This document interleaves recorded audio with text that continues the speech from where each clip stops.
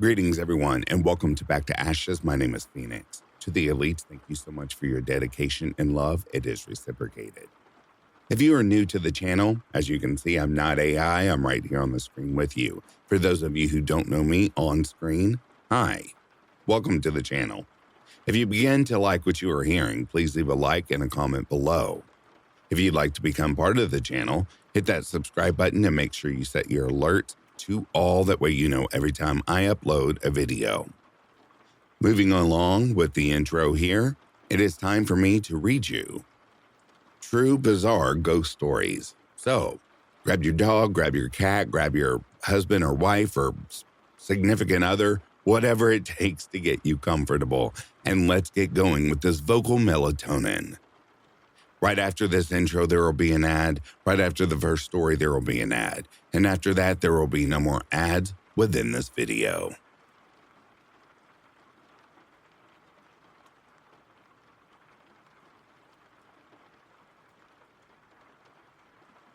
I was brought up in a household that embraced basic Christian principles, and I even spent a couple of years in a Catholic private school. Despite that exposure, I was always the rebellious kid who caused trouble and never brought into any of the religious teachings. The Bible stories held some curiosity for me as tales, but my family didn't push faith aggressively. They just lived with a gentle, non-devout version of Christianity. So, while I knew plenty about Christian doctrine, I never accepted it as reality. Fast forward into my early teens, around 2003 or 2004, right after the millennium turned.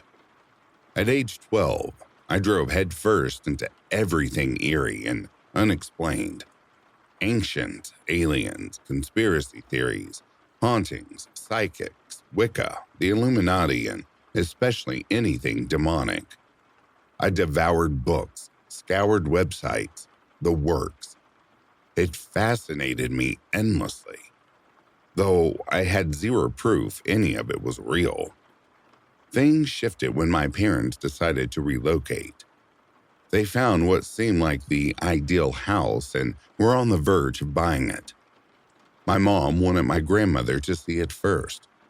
While I explored the empty rooms, picking up my future bedroom, Mom gave Grandma the tour. Afterward, Grandma expressed discomfort, particularly around the upstairs layout. She worried about escape routes in case of a fire involving me and my sibling. That concern didn't sway my mom much. As we left, though, Mom casually mentioned feeling unsettled because she glimpsed what looked like a little girl staring down from the second-floor window. That detail prompted my parents to dig into the property's past. To their shock, records showed a fire had indeed broken out upstairs years earlier, claiming the life of a young girl. Even so, they weren't ready to walk away until they discovered a serious cockroach problem during inspection. My mom refused to deal with that, so we passed on the place and soon settled on a different house in a nearby town. This one got quick approval from everyone, including Grandma. We moved in smoothly. A short time later, the previous owner, a woman who'd sold us the home, stopped by with a message. Her own mother had passed away in the house, and her spirit sometimes lingered. But don't worry, she said. The ghost was kind and simply tied to the place. We noted it, but didn't dwell. Weeks passed, and I befriended a boy who lived nearby. His house number was 12, mine 112. Nothing symbolic, just a fun coincidence. Our families grew close fast. We hung out often. During one gathering, my parents shared details of our house hunt. Turned out my new friend's family had lived in that first house we almost bought for about 10 years. They explained they'd left because it was intensely haunted, with two entities, a young girl's spirit and a far darker, aggressive older male presence. Multiple family members, including the older brothers, one in his early 20s who still needed lights on to sleep, had endured frightening encounters. For the first time, I heard several people describe genuine supernatural events with complete conviction. By age 14, my obsession with the spirit world intensified. I desperately wanted contact, ghosts, anything. I'd tried staring into mirrors at night, crystal gazing, scrying with ink, every method I could research. Nothing worked. Frustration built until Christmas at 15, when I got a Ouija board as a gift. Let me be crystal clear, from the depths of my being, I warn anyone, never touch one, ever. I didn't use it right away. One afternoon, my friend came over, and I suggested we try it in the basement. Seemed appropriately spooky. He agreed reluctantly, but backed out the moment I set it up. I teased him and decided to go solo. I placed the planchette, asked questions. Silent. Total letdown. I packed it away, thinking that was the end. I was dead wrong. Within days, odd things started. Flickering lights, dogs behaving strangely, doors shifting, objects moving. Instead of fear, I felt thrilled. This was the proof I'd craved. The activity persisted steadily for years, growing bolder. At 16, I finally saw my first apparition. Walking from the kitchen to dining room to living room, I caught a glimpse in my peripheral vision of someone wearing a pink dress heading toward the old kitchen. Odd, since my mom rarely wore pink. But when I entered the living room, both parents were right there on the couch, watching TV. My mom wasn't in pink, wasn't walking anywhere. I blurted it out in shock. They brushed it off casually. I didn't push. I was overjoyed. I figured it was the friendly former owner's mother, maybe watching over us. I never saw her again, but it reinforced my sense that spirits could be benign, drawing me deeper.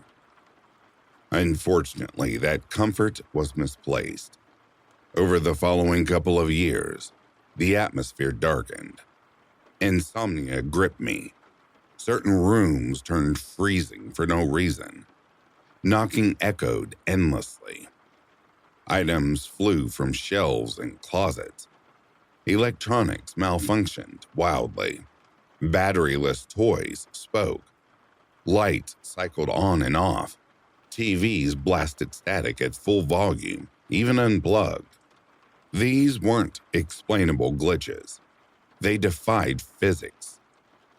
One night stands out as the turning point. I'd gotten into Harry Potter and was reading in the basement TV room under a small reading lamp, musing how silly it was that some called the books satanic. Suddenly, the bulb shattered, spring glass everywhere, thankfully missing me. I bolted upstairs in panic. As I ran, toys under the stairs activated. I hit the hallway light. Boom! That bulb exploded too. It happened again in the living room and upstairs. 4 bulbs total in minutes.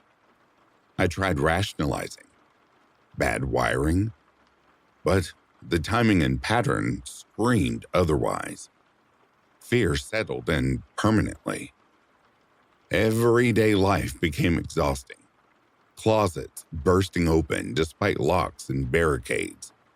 I'd even negotiate with whatever it was, begging it not to open while I slept. At night, invisible weight would press onto my mattress, indenting it as something crawled beside me. I'd freeze in terror. I'd see sleeping people, Family, friends, cousins have their arms lift skyward as if pulled. One time, my little brother, 4 years younger, woke mid-lift, panicked, scrambled off his bed like a cartoon character, and slammed into the wall. We both stayed awake, stunned. By late teens, I'd adapted somewhat, numb to the constant disturbances, and could sleep alone again. One night, I was on the basement couch, my usual spot, lights off. My timid little white chihuahua, Baby, curled on my chest as always.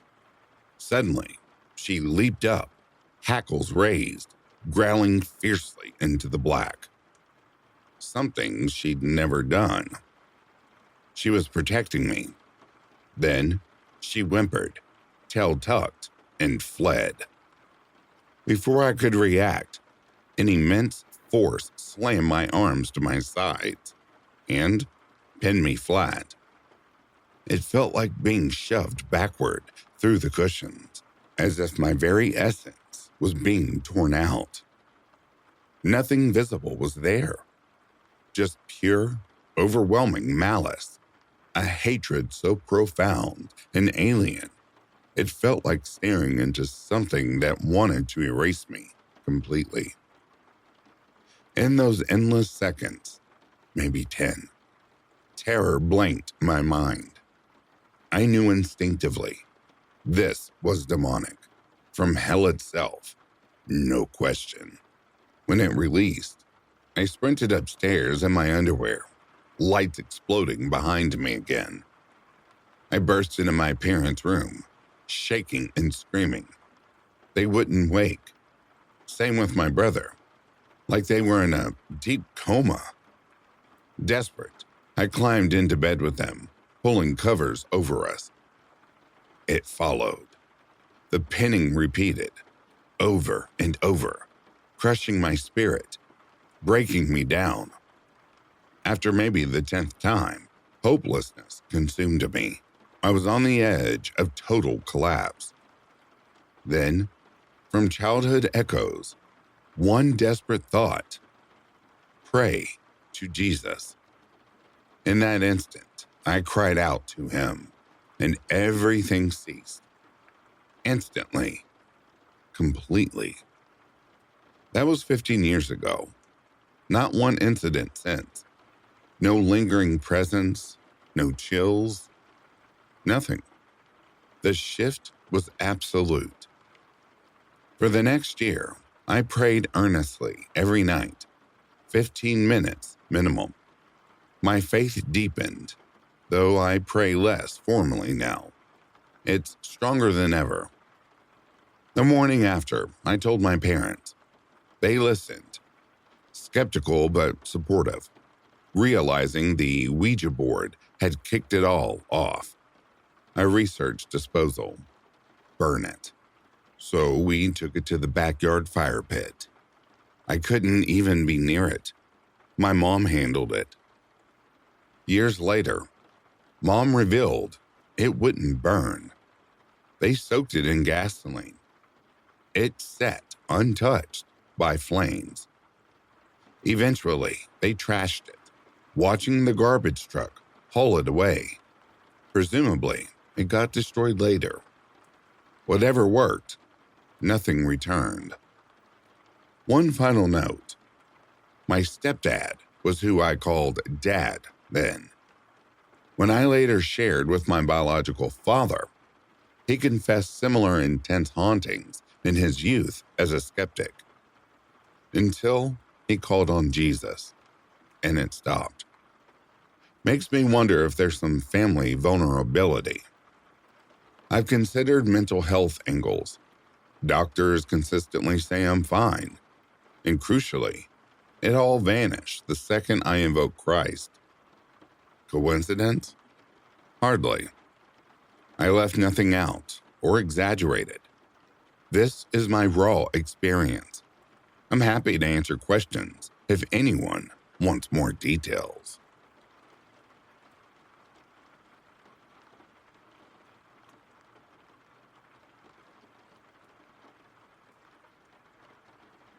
My childhood home was an ancient Midwest property that my folks picked up for practically nothing. The place had started life as a hotel back in the day, and the previous owner was desperate to unload it. From the time we moved in, odd occurrences were just part of the background noise. Classic stuff that you could brush off if you tried hard enough. Unexplained footsteps echoing down hallways, fleeting dark shapes in your peripheral vision, that constant prickly sense of eyes on you. Jolting awake convinced someone was standing right there in the room. A particular basement space that always felt unnaturally cold and oppressive for no clear reason. Plus, those rare, harder-to-miss incidents that left you rattled. In my 20s, I headed out to the West Coast for college and to figure myself out. On one family visit back east, my sister casually mentioned they'd encountered a ghost in the house. I rolled my eyes at first, skeptical as hell, but then the rest of the family chimed in, swearing it was real. It started in her bedroom when her radio kept glitching. Half joking, she said something like, "If there's a ghost here, could you just knock it off?" The radio shut off immediately. After a pause, she tested it. "Okay, if you're really a ghost, turn it back on." Click. It came right back to life. They turned it into a makeshift communication setup. Volume up for yes, down for no. The digital display ran from 0 to 30, so they mapped numbers to letters. 1 equals A, 2 equals B, etc. If it powered off completely, that meant a firm no, or the topic was off limits. Through this method, the spirit said he preferred to go by Jason. He'd passed away in the house back in 1905 at just 5 years old from some illness. He described sticking around with what he called his kind mother and a cruel father. When they asked if he loved his dad, the volume slammed to 0, and the radio shut down. He dodged or refused most questions about the father entirely, and it seemed like the darker, more unsettling experiences in the house traced back to that figure. That piqued my curiosity enough that I made a point to visit home later that year, hoping to witness it firsthand. But Jason wanted nothing to do with me. I'd step away from the room. The radio would suddenly activate. My sisters would call me over, and bam, it instantly went silent again. He was clearly avoiding me. Reflecting on it, I recalled something from before I'd left from the coast.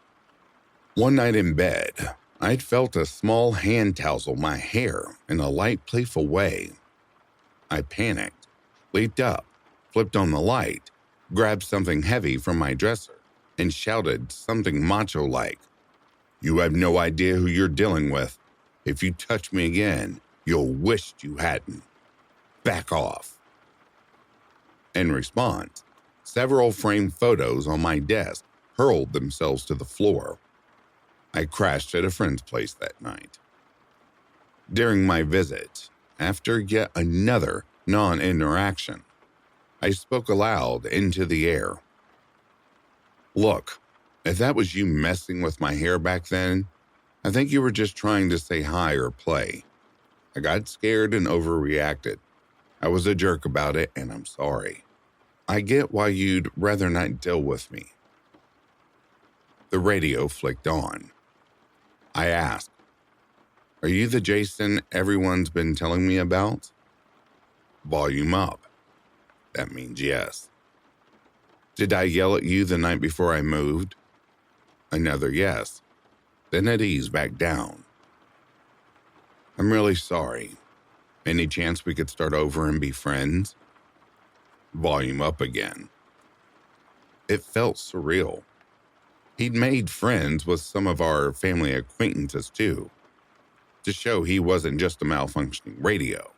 He'd pulled off other tricks, ringing the doorbell, scooting crayons across the table, that sort of thing. One impressive demonstration came when we were asking about ghost logistics. He indicated, volume up, that he could zip anywhere almost instantly. To verify, we phoned a friend on the West Coast. They laid out a newspaper on their kitchen table with the date visible. Jason went there, returned, and the radio dialed to 17. The friend said it was actually the 18th. Close, but no. Jason insisted. Up, down, 17. Up, down, repeating 17 over and over. The friend double-checked and admitted they'd grabbed the wrong day's newspaper. It really was the 17th. He wouldn't touch questions about God, the afterlife, or religion. Some answers conflicted too, like claiming he didn't sleep, even though he told my sister months earlier that he did. But one thing he was certain about, he'd only stick around until her 28th birthday. Then his family would move on to whatever came next. That date was still a couple years away at the time. But sure enough, after she hit 28, all contact stopped. No more activity. During those years, he'd sometimes slip into her dreams. Vivid ones where a boy in a white hooded robe would greet us, suggest hide and seek, or ask personal questions. Afterward, he'd confirm the visits through the radio when my sister asked. He mostly used the radio at first, but toward the end, he got craftier with tech, making printers spit out words, tweaking TV screens, even sending texts. One time, years after things quieted down, my mom supposedly texted me from the Midwest house while I was back on the coast. "I see you, ha ha ha." I replied asking where she was. She was confused, said she was home and hadn't sent anything. I texted back, "Hey, Jason?" And I got, "Hi again," from her mother. My sister once got a call showing Obama's photo as caller ID labeled Mr. President, but no one answered and no trace of the call existed. Radio check. Yes, just Jason having fun. Those were some bizarre, unforgettable years with this mischievous kid spirit hijacking our gadgets. The old radio still sits out at home on the off chance, but it's been silent for ages now. My sisters will pass 30. My mom and sister remain in the house. No further signs of Jason or anything darker since that birthday milestone. I was a total skeptic myself until I experienced it up close. I'm not pushing anyone to buy it. Some will, some won't, and that's cool. I just wanted to share what happened because it was wild, and I'm open to questions if anyone's curious.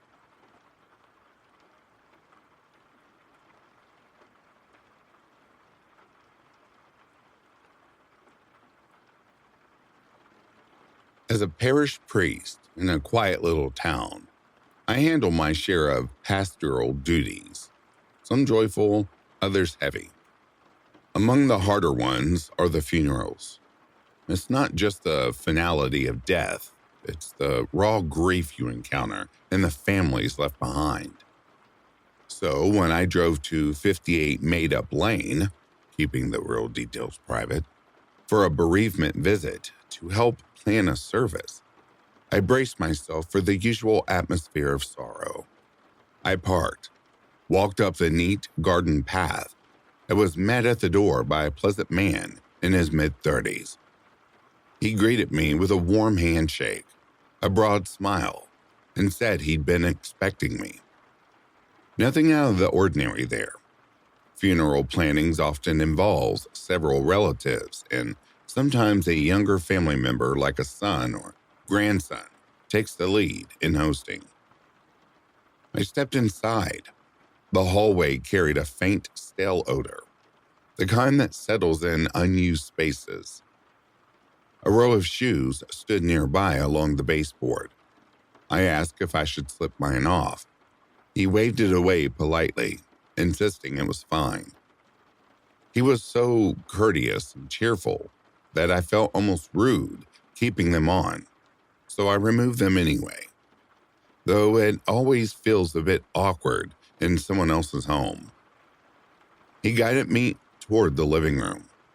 The corridor was coated in a surprising layer of dust, which struck me as odd given how tidy and well-groomed the man appeared. The living room itself was worse.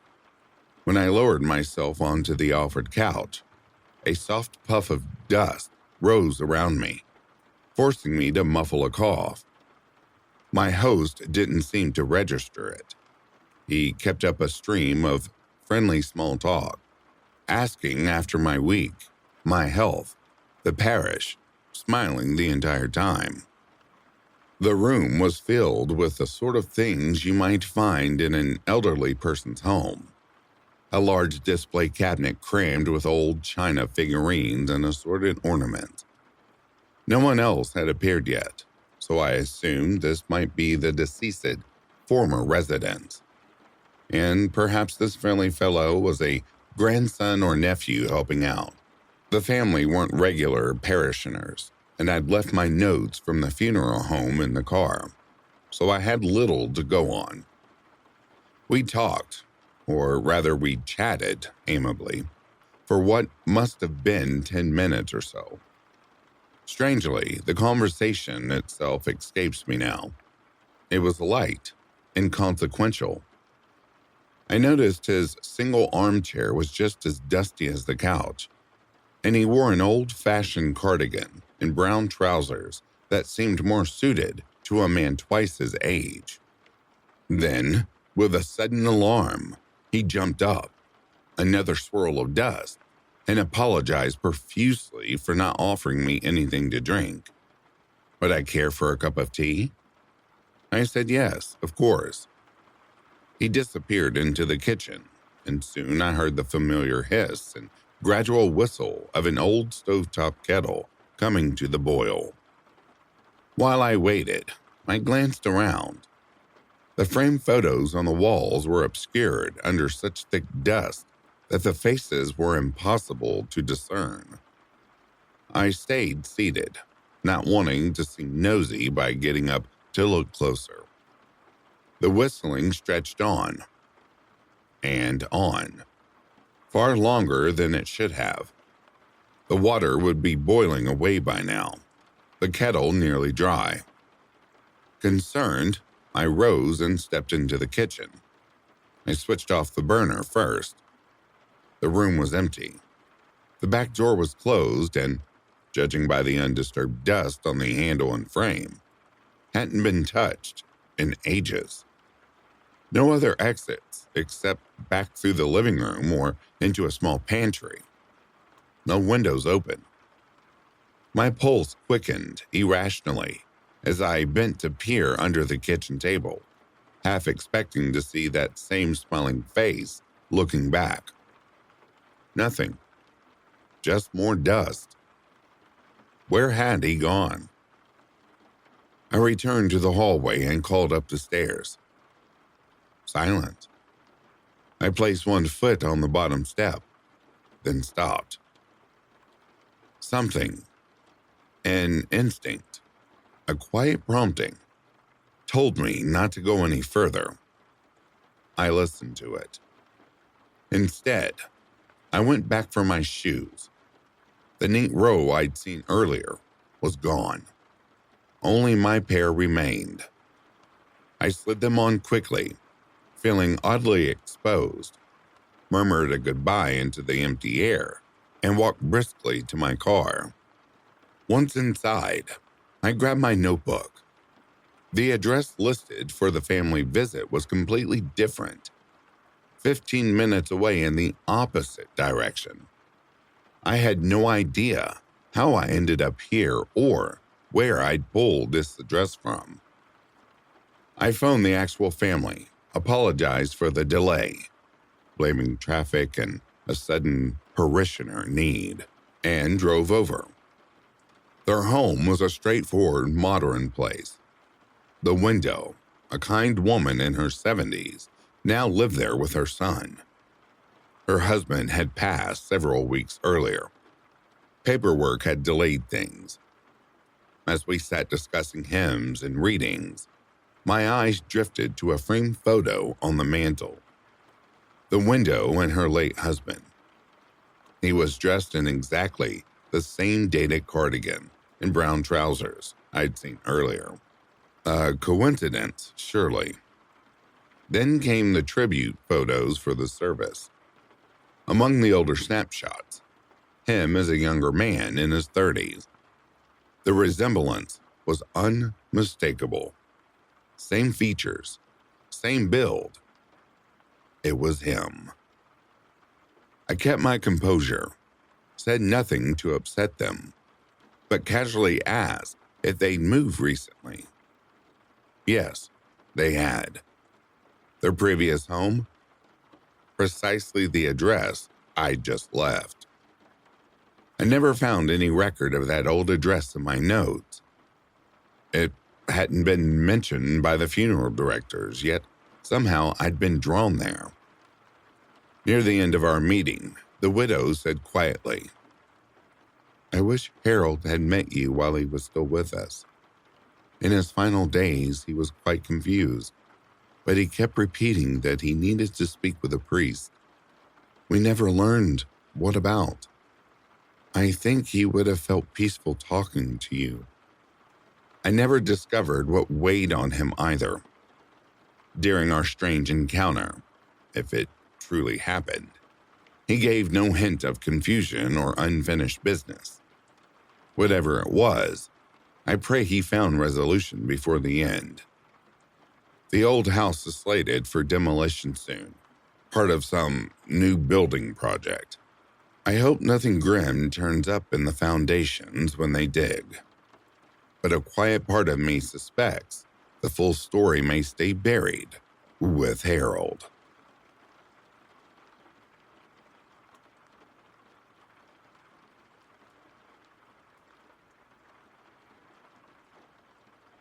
My wife and I had just purchased what we dreamed would be our permanent family home, a charming but ancient brick house in Chicago.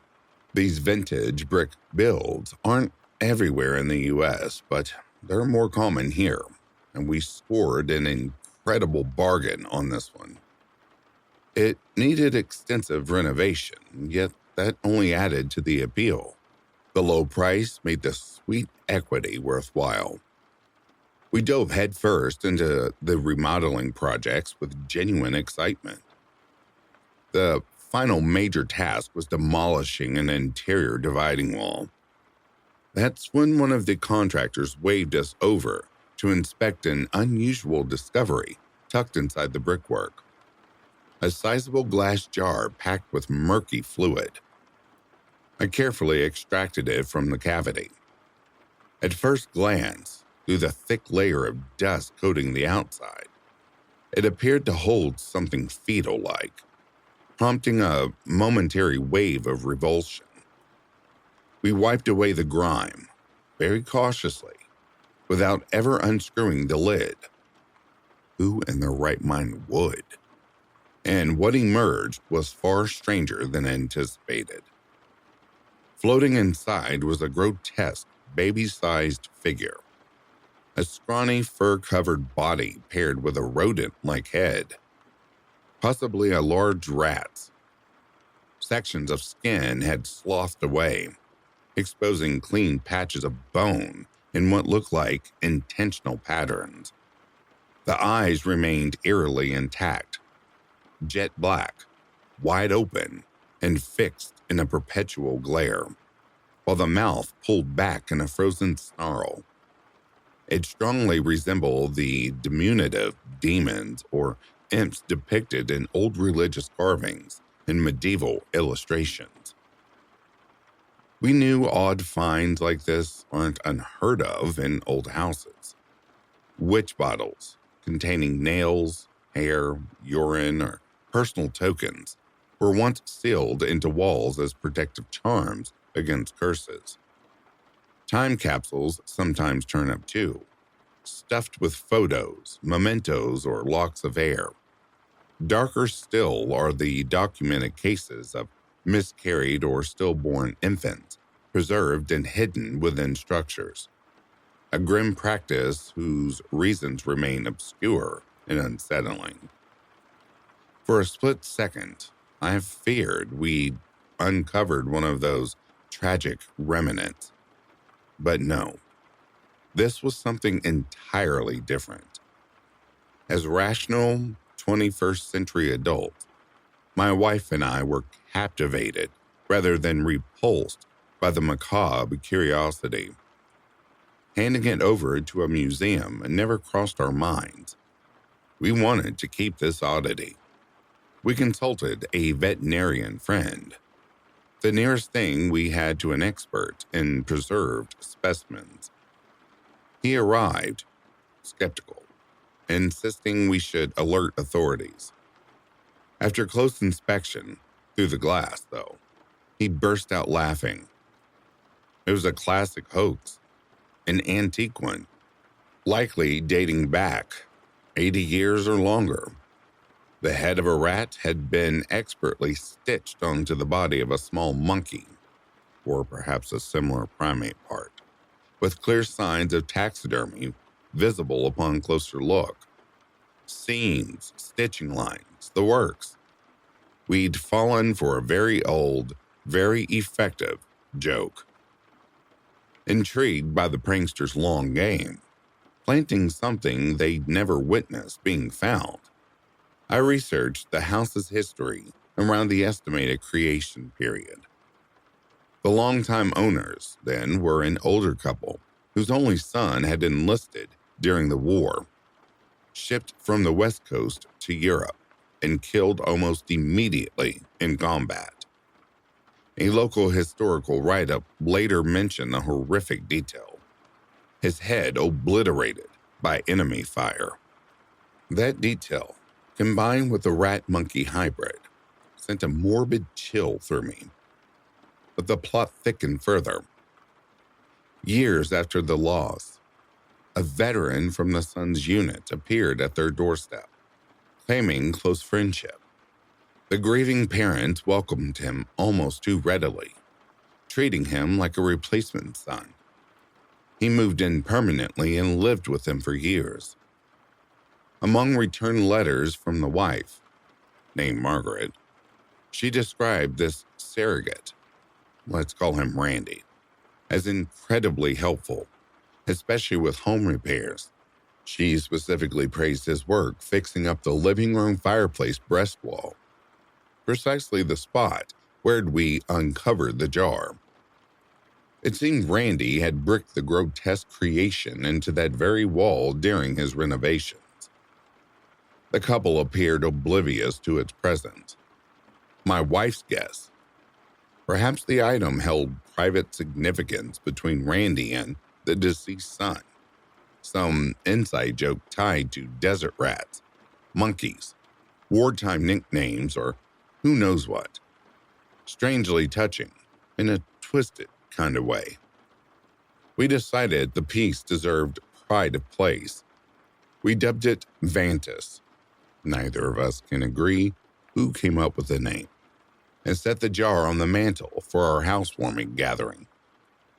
Our 10 or so guests were mesmerized. They examined, snapped photos, debated its origins. Several urged us to donate it to a historical collection or museum. That suggested irritated me. We felt protective, almost possessive. Vantis belonged here, in this house. One guest, our old college friend Shawhead, fixated on it obsessively. Every time I glanced over, he hovered by the mantel, staring intently. Unusual for him. He rarely drank, yet he grew steadily more intoxicated as the night progressed, his behavior increasingly erratic. We'd warned everyone repeatedly, do not handle the jar. The liquid inside was almost certainly formaldehyde, toxic, caustic, and we didn't want spills or breakage from tipsy hands. Late in the evening, my wife pulled me aside, leading me back into the living room. There stood Shawhead, hoisting the heavy jar overhead, muttering feverishly, "He needs to be released. He wants out." Locking eyes with me, he hurled it downward onto the stone hearth. Miraculously, it didn't shatter instantly. Cracks spider-webbed across the surface. Then, the jar burst apart in a violent spray of vile-smelling preservative. The stench was overwhelming.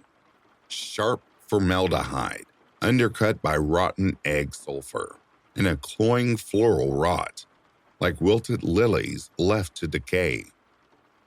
Guests retched, fled for fresh air, or bolted from the house entirely. My wife, oddly unaffected, hurried to the wreckage. Shahid collapsed to his knees, pawing desperately through shards and fluids, slicing his palms until blood swirled into the mess. He wailed that the baby had been taken, that someone meant to harm it, sounding exactly like a father whose own child had vanished.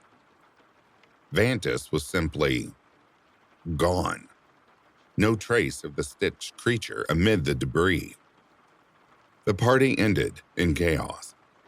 Everyone required medical attention for fume exposure. Formaldehyde poisoning is no joke. Shahid stayed hospitalized longer. Open cuts, probable ingestion of the ancient fluid. Tests couldn't fully identify the connection's components after so many decades, but one fact was undeniable. The specimen had disappeared. We tore the house apart searching. No sign. Two explanations presented themselves. Either my wife had secretly rescued and hidden Vantis during the confusion. She denied it vehemently. Or the dead, preserved thing had somehow animated and escaped. The latter was absurd. No logic pointed to my wife. When I gently raised the possibility, she erupted in fury, as if I'd accused her of kidnapping a real infant. From there, our marriage unraveled. She became unrecognizable, cold, resentful, fixated on my betrayal. I blamed the lingering chemical effects on her mind. Formaldehyde exposure can cause neurological issues, after all. Same for Shahed's delirium that night. No other explanation made sense. A taxidermy prank couldn't alter personalities or steal itself away. Yet, Shahed's tragedy deepened the unease. Months later, his 18-month-old son, his brilliant little savant, died suddenly and unexpectedly. Devastated, Shahed took his own life soon after. I remained in the house alone. Rationality demands I dismiss the rest. The faint patter of small feet in empty rooms, the occasional whiff of that sickly sweet rot, the damp, foul footprints that appear and vanish. Pressure on my chest at night is just poor sleep or aging. The chisel and sledgehammer waiting in the kitchen are unnecessary. I won't start tearing into more walls, hunting for non-existent siblings. I'm begging for reason here. Convince me to sell, to leave, to accept I'm losing grip. Because the alternative, that Vantis was never merely a joke, that something ancient and hungry was waiting behind those bricks, now loose and unfinished, cannot be true. It simply cannot. Tell me I'm wrong. Please.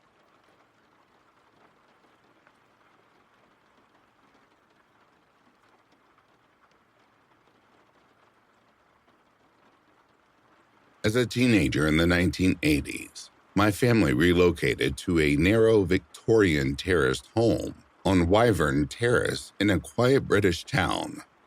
The exact number stays private for obvious reasons. These old UK properties often carry centuries of history, including plenty of sorrow and loss. The place felt lived in for decades by an elderly pair who'd grown ancient there. The decor screamed early 1970s at best, with much of it far older. Faded wallpapers, heavy dark furniture, the works. The atmosphere carried that unmistakable chill of antiquity. Creaking boards, faint musty scents, an unidentifiable sense of being watched. Strange details stood out right away. In one upstairs spare room, deep scratches marred the ceiling, about 8 feet high, as if someone had clawed at it desperately. Downstairs, the parquet flooring hid an older wooden layer beneath. The living room fireplace drew the eye most. An elaborate cast iron surround completely bricked and plastered over. My siblings and I felt cheated. It looked grand, but useless. When I pressed my dad, he shrugged it off as typical for terraced rows where chimneys often deteriorated and got sealed to avoid drafts or hazards. Several neighbors had the same setup. 6 months in, I'd settled with local kids. My closest mates were Dano and Danielle, Danny to us, while my little brother Chris pulled around with the boy next door, Tom. We'd spend lazy afternoons in the nearby park, kicking about like any kids in that era. One afternoon, Danny pulled me aside and asked if I'd heard the old tale tied to our house.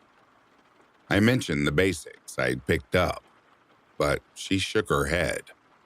No, not that. There was a neighborhood legend from Victorian days that every local child seemed to know. She wasn't the joking type, so we paid close attention. Back in the late 1800s, she explained a young chimney sweep, an orphan urchin, had been forced up the narrow flue of that very house. He wedged fast. Days passed before anyone noticed or cared. One evening, as the family relaxed by the fire with their music and newspaper, a heavy thud echoed down, followed by soot billowing out. The child's starved, battered corpse tumbled into the hearth.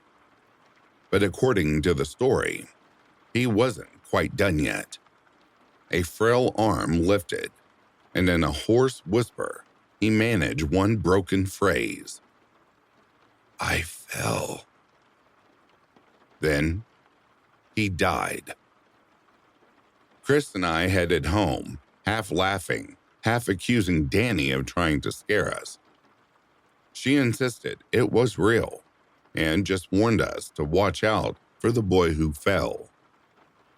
A couple of nights later, I dreamed I was jammed, head down in total blackness, limbs pinned, lungs burning. In the dream, I knew my masters, a shady rag and bone crew who swept chimneys on the side, had shoved me up there deliberately, planning to claim I'd run off.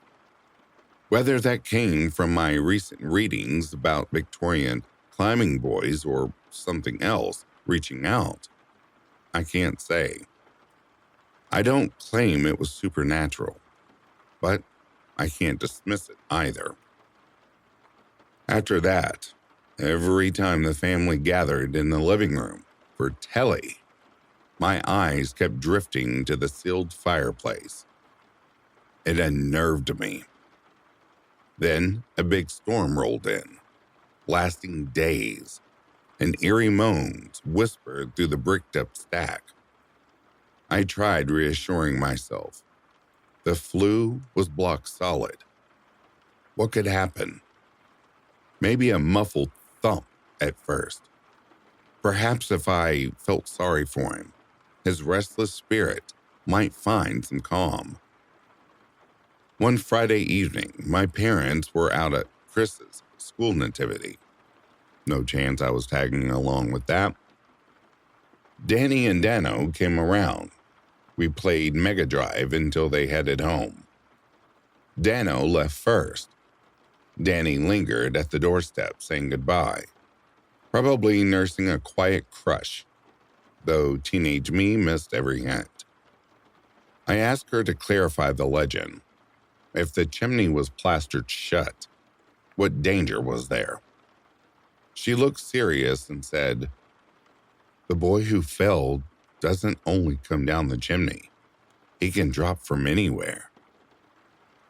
My mind raced through the tall ceilings, the attic hatch, the sealed kitchen flue higher on the wall. I thanked her, shut the front door, crossed the tiny enclosed porch, high-ceilinged, its upper reaches hidden once you step through the inner door, and clicked that shut behind me.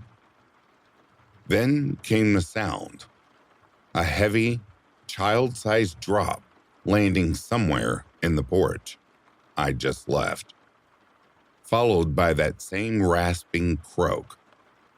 I fell. Heart slamming, I turned. If he dropped from the porch ceiling, he'd be sprawled on the mat just beyond the inner door, which had a glass panel in the top half. I edged up and peered through. Nothing. Empty floor. I exhaled hugely, spun back toward the hallway, and heard it again. I fell. This time the voice came from directly overhead. I looked up in slow horror. There he clung to the ceiling above me, gaunt, twisted, neck unnaturally angled, skin blackened with soot, yellow teeth bared in a ghastly smile, a broken spider-like figure staring down. I fell, he whispered once more. Then he released his grip and plummeted straight toward me. The next clear memory is waking in my own bed, hearing my parents getting ready for sleep downstairs. I told myself I'd simply gone to bed after everyone left, and the rest was a vivid nightmare. I repeated it until I half believed it. The boy couldn't be real. That conviction held until the following year, when Chris vanished. The house descended into frantic searches and police visits. Amid the turmoil, a foul odor slowly thickened in the living room. At first, we blamed a dead bird or rodent. My parents' already tense marriage frayed further, but eventually Dad called in workmen to break open the brick fireplace and clear whatever was rotting inside. They'd only smashed through the plaster when a solid thump sounded, followed by choking dust. One laborer shrieked and bolted.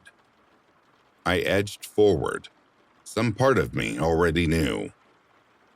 There lay Chris, shattered, wasted, curled in the hearth as if he'd been crammed there for weeks.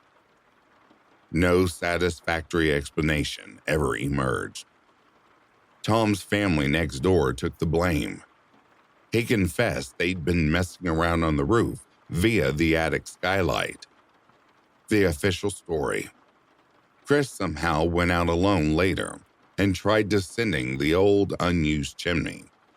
No one addressed how impossible it was for a boy his size to fit the narrow flue. No one brought up the old neighborhood whisper about the boy who fell, and I never breathed a word about my own encounter. All these years later, I wonder if speaking his history aloud somehow invited him in, acknowledged him, and that sealed my brother's fate when he never learned the warning.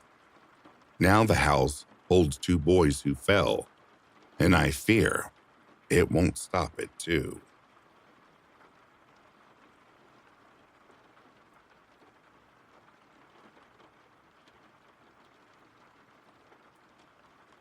Until I talked about it with my wife earlier today, I never bothered looking it up online. But I'm now convinced we had a mimic in our home while I was growing up. Coming across other people's similar experiences online actually brought me to tears.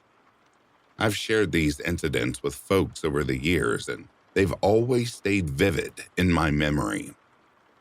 It showed up multiple times across several years, with two incidents that played out almost identically. And then it just stopped after the last one. When I was really little, around 6 years old, I woke up in the middle of the night and saw my mom walk past my doorway. Back then, my parents' room was right next to mine, with the bathroom opposite. It was unmistakably her, wearing that exact nightgown she always had on. I called out to her, and that's when it happened. It arched its back and twisted its body in this unnatural way, like a cat stretching or bristling in threat. I immediately buried my head under the covers. When I peeked out again, whatever it was had vanished. A few years later, probably in middle school, I was by myself in the basement during the day when the power suddenly cut out. Our house was older, with those old, worn drop ceilings down there, so I could usually hear exactly where family members were moving around upstairs. Right after the lights went off, there came this long, heavy sequence, maybe a full minute, of what sounded like big boots stomping around overhead, along with crashes, thuds, and noises like furniture being shoved or tossed. It went on for what felt like forever, then stopped completely. When I finally worked up the courage to go upstairs, everything looked perfectly normal. No mess, nothing disturbed. The third time was toward the end of high school. I'd sometimes crash on the basement couch after staying up way too late on the weekends.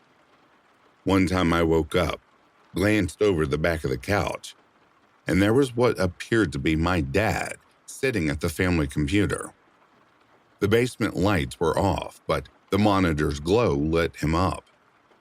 That struck me as odd because Dad wasn't the type to be up late, messing around online.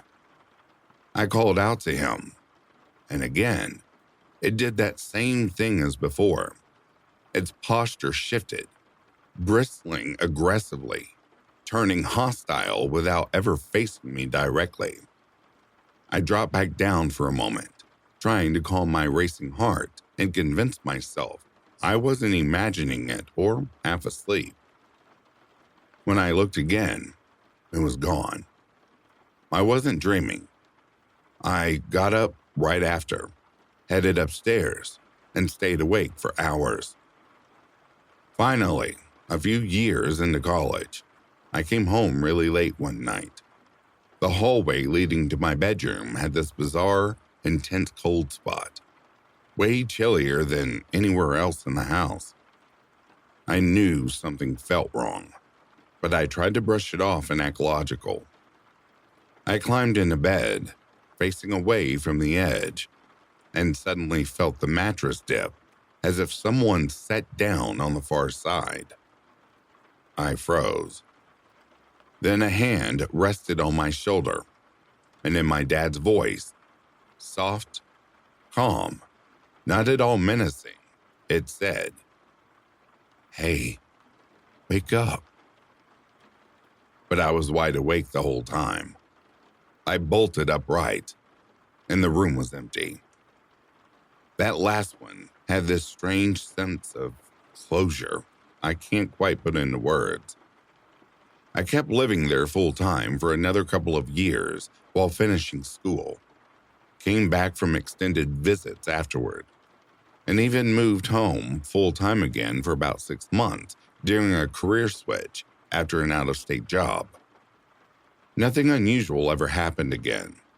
Not a single odd noise or misplaced item. I never mentioned any of it to my parents. Sharing this now, after reading through so many other similar accounts tonight, makes me realize I wasn't the only one who's dealt with this exact kind of thing. Why it chose to appear so menacingly, yet speak so gently in that final moment, I'll never understand. Even talking about it now still gives me chills.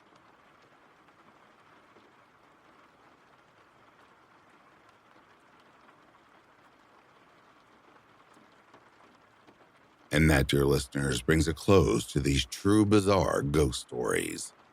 I'd like to take a moment and recognize the rest of the Back to Ashes members. Thank you all so much for your loyal dedication and for being here. As I always like to say, without you, I wouldn't have a voice and this channel wouldn't exist. So thank you from the bottom of my heart. If you are sleeping, I hope Slumberland is treating you comfortably.